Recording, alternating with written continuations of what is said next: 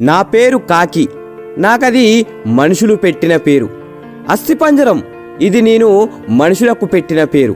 ఎందుకో ఈ కథ చివరిలో మీకే అర్థమవుతుంది. నాకు 4 పిల్లలు. అందులో 2 నా పక్క చెట్టు మీద ఉండే కోయిలవి. కోయిలకు గుడ్డు పెట్టడం మాత్రమే తెలుసు, పిల్లలుగా మార్చడం తెలీదు. కానీ మాకు గుడ్లు పెట్టడం, వాటిని పొదిగేయడం, బిడ్డలుగా మార్చడం మాత్రమే కాదు, వేరే తల్లి బిడ్డల్ని మా బిడ్డలుగా కంటికి రెప్పలా కాపాడడం కూడా తెలుసు. ఆ రోజు ఆదివారం, జోరున వాన, బంగాళాఖాతంలో వాయుగుండమంట. ఎవరో 2 చెట్టు కింద మాట్లాడుకుంటుంటే విన్నాను. పిల్లలేమో ఆకలి అంటున్నాయి. కర్మ కాకపోతే ఈరోజే చెత్తకుండిలో డ్రైనేజ్లో ఏమీ దొరకని పరిస్థితి. ఒక పక్క పిల్లల్ని చూస్తుంటే కడుపు తరుక్కుపోతుంది. మనసుకు దెబ్బ తగిలితే ఓర్చుకోలేని శక్తి మన శరీరానికి ఉండొచ్చేమో కానీ మనం ప్రేమించే వాళ్ళకి దెబ్బ తగిలితే ఓర్చుకునే శక్తి మన మనసుకు ఉండదు కదా. అందుకే వాటి కోసం ఏమైనా తేవడానికి గాల్లోకి ఎగిరాను. ఎదురుగాలికి ఎగరలేక రెక్కలు అలసిపోతున్నాయి. ఆకలి కేకలేస్తున్న పిల్లల పరిస్థితి ఏంటి అనే ఆలోచనలు పెరిగిపోతున్నాయి. వాన చినుకులు విసిరిన రాళ్లలా శరీరానికి తూట్లు పెడుతున్నాయి. కాసేపు అలసట తీర్చుకుందామని ఒక ఇంటి ముందున్న మామిడి చెట్టు మీద వాలాను. సరిగ్గా సమయం మధ్యాహ్నం 12:45. నా అదృష్టం కొద్దీ అప్పుడే ఆ ఇంట్లో భోజనానికి కూర్చున్నారు.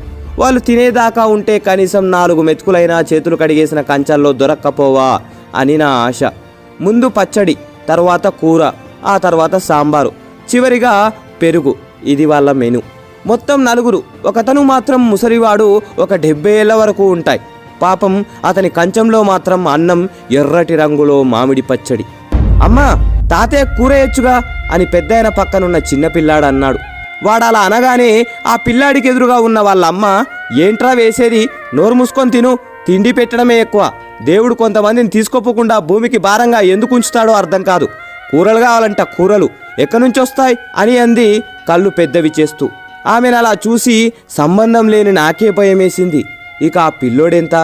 అక్కడ అంతా జరుగుతున్నా ఆ పిల్లాడి నాన్న మాత్రం ఏమీ పట్టనట్టు, ఏవే ఇంకొంచెం సాంబారు పోయి అని పోయించుకొని తింటున్నాడు. వాడు అచ్చం బురదలో పడుకునే పందికి ముందు 2 కాళ్ళు తీసేసి చేతులు పెడితే ఎలా ఉంటాడో సరిగ్గా అలానే ఉన్నాడు. పాపం వాడి ముఖాన్ని వాడు రోజు అద్దంలో ఎలా చూసుకుంటున్నాడో. పాపం మా పెద్దాయనకు అన్నం కలుపుకోవడానికి కూడా చేతుల్లో బలం లేదు. అయినా సరే బాగా ఆకలేస్తుంది అనుకుంటా త్వరగా అన్నం కలుపుతున్నాడు. వణుకుతున్న చేతులతో మొత్తాన్ని కలిపేశాడు. ఆత్రంగా ఒక ముద్ద తీసి నోట్లో పెట్టుకున్నాడు.